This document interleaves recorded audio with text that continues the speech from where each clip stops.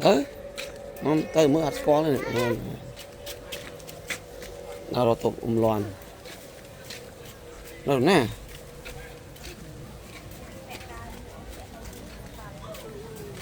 bên đây nè hey này mở mở nó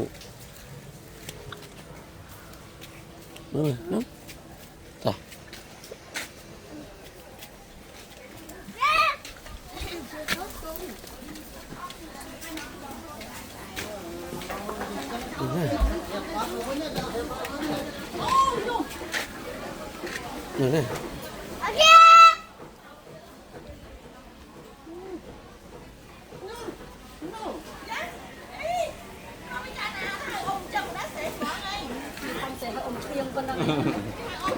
ok ông Viện đang hát, ông Viện đang sẵn. có thể a rồi mà phải thanh chơi bay nó bay thấy ta rồi thể a ủa trời anh đâu hả tao nè bên mau vô lôi hôi ra tôm kha mau bên nhỉ rồi mau bên ông liền này là vô lo xây rải mà dần rải bên ná xây mấy là te lắm mía đây ọt mía đây mía đang ấy tao đầu tiên ta tôm kha nè tao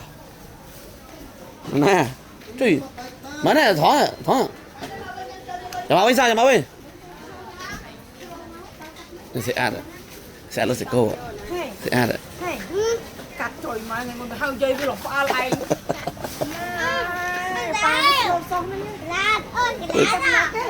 thôi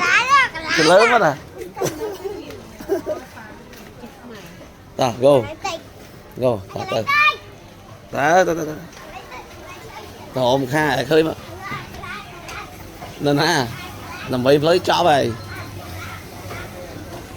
rồi nè rồi go nè ôm kha nè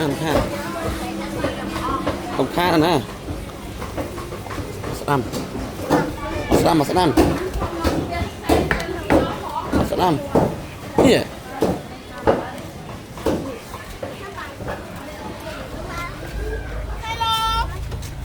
cái rồng kha mà nó chỉ chơi hoài kì lúc ba là ly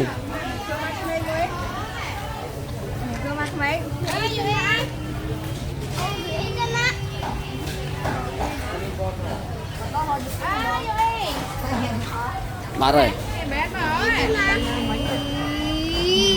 ý chứ nè ba ngon ra ra ba đây mình nhỉ ra mà